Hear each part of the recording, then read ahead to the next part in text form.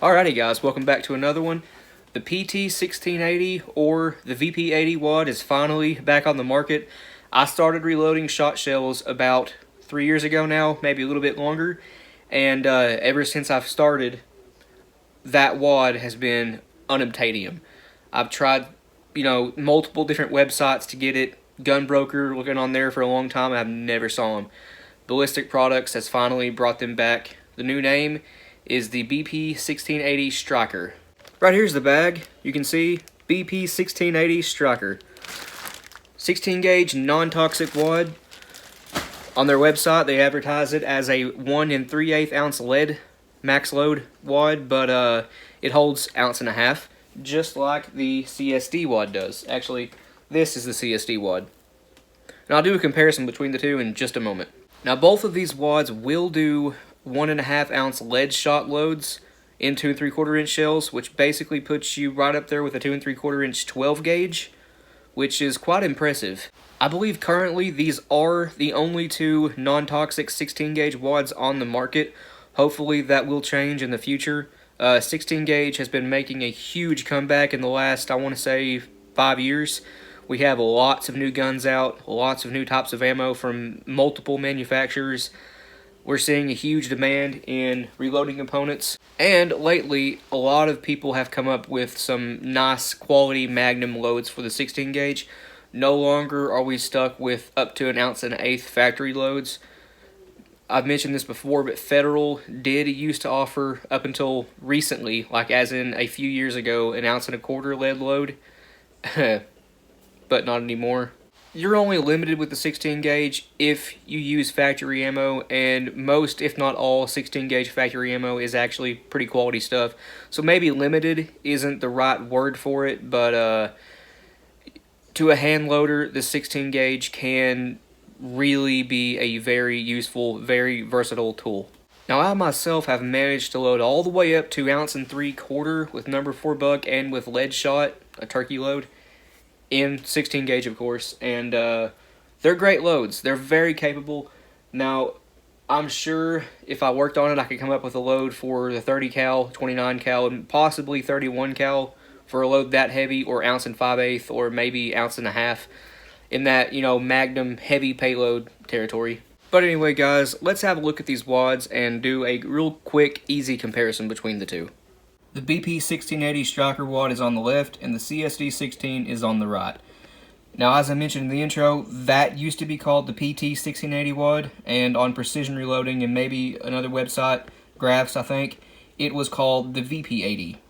If I'm understanding this right, and correct me if I'm wrong, Ballistic Products bought all of the equipment the entire PT series wads were made on, and brought it over here to the United States, and is now having Claybuster make the entire PT line of wads.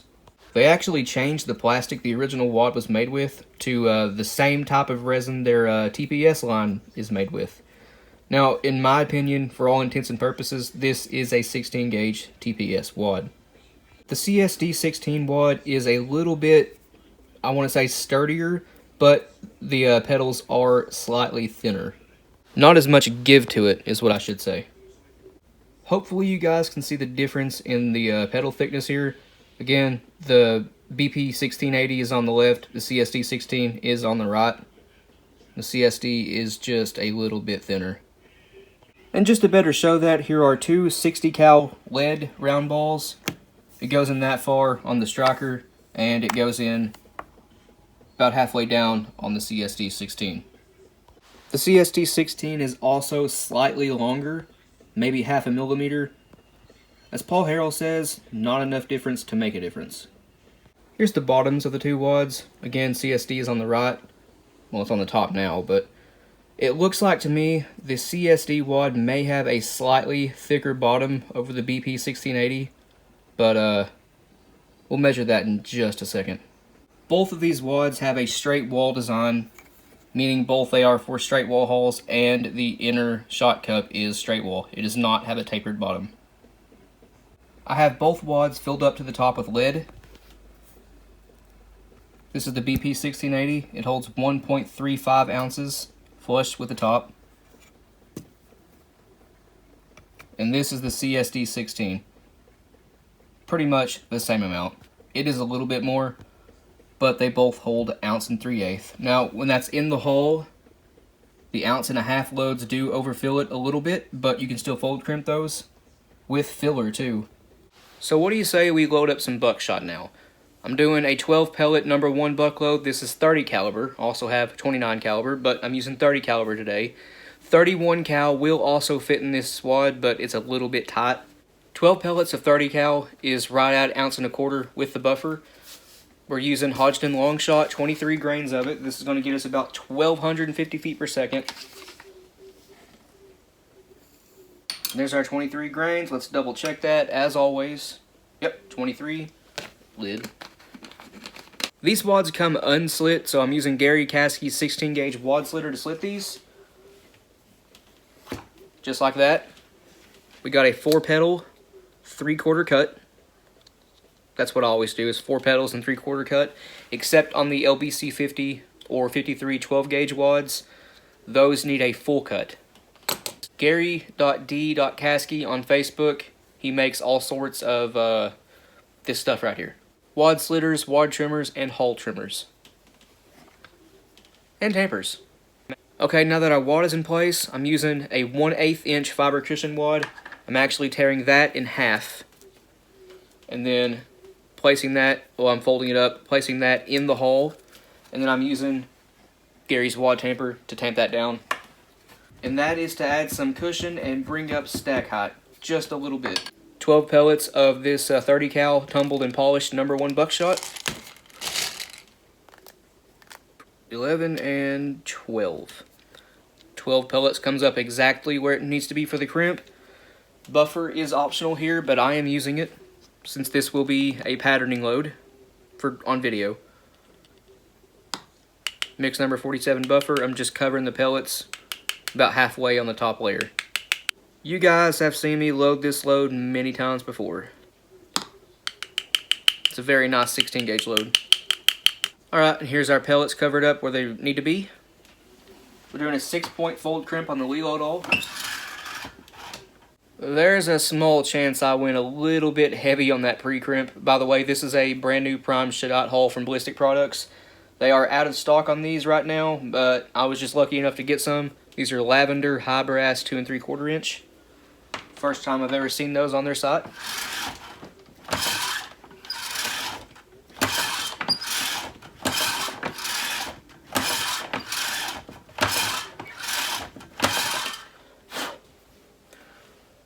Pretty decent fold crimp on it.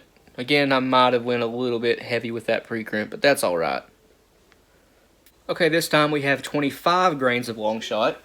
The wad is set up the exact same way. 4 pedal, 3/4 cut with a 1/8 inch fiber cushion wad. This one is an 18 pellet number 2 buckshot load, 27 caliber. Here's what those look like, and yes, I do have them powder coated pink. This payload with the buffer is right in between 1 1/8 and 1 1/4 ounces, which are both normal loads for 16 gauge. And I tell you what, this will look cool once I get the pellets in here and show you guys. Make a really good deer round, coyote, fox, hog. You can't tell me that does not look cool in there. Yeah, these stacked by 3s. That pink and purple looks really good together. I don't care if it is a little girly. That just looks awesome. If you guys aren't part of the Purple Hall Club, you really should join. Reminds me of dragon fruit. Anyway, let's give that a crimp. Going with the 6-point again.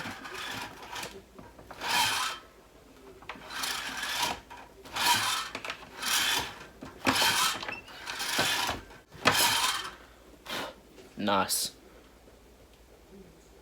That looks pretty good to me. Not perfect, but it ain't gotta be.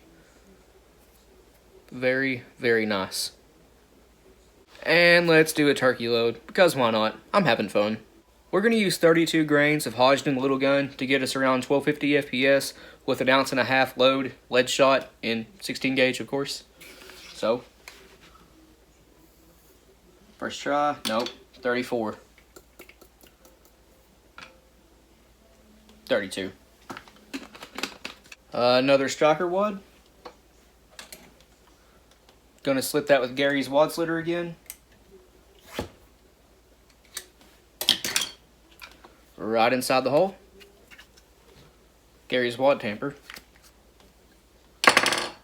Another piece of a 1/8 inch fiber cushion wad. Again, tear that in half. Stuff it inside the wad. Wad tamper. Tamp that down.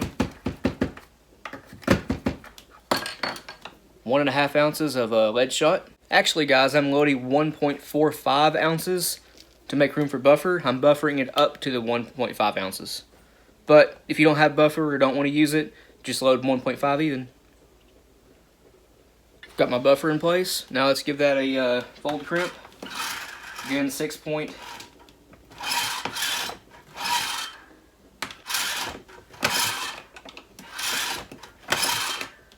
And here's how that looks. Pretty good to me. So I'm pretty happy to have those wads finally back on the market. Like I said, I've been dying to get my hands on them for a very long time. And full disclosure, Ballistic Products did send me that bag of wads for review and demo, as well as some other PT series wads. So be expecting more of that in the future. I really can't wait for the re-release of the PT1044 wads. I imagine they'll be called the BP1044 now. I actually have a few of the original PT1044 wads here. They were sent to me by Benny. It's the only 2 lead shot wads, target wads for 10 gauge out there. And these also haven't been on the market for a very long time. So guys, be expecting a range video trying out these wads with the loads I just made, as well as a couple more obviously, but we'll be using the Remington 1148 with the poly choke that I got for the upcoming video. Me and Josh have fired that gun quite a few times, and I've had not one single malfunction with it. Even with very light loads, I'm talking 7/8 ounce, 1 ounce, and we have fired up to 1 3/8 ounce in it. No problems whatsoever. The gun runs great, and it is awesome. But anyway, we want to thank you guys for watching. Please like and subscribe. We greatly appreciate that. If you got any questions or comments, leave it in the comment section below. We will get back to you. Both of us read them. If you want to, go check out our Patreon. It's as low as $1 a month, and every penny we get goes right back into the channel. All the stuff you see us doing over here and out on the range, every penny goes right back into it. We also now have an Instagram, if you guys want to go check that out. I've been posting some behind-the-scenes stuff, as well as, you know, just cool loads I've come up with.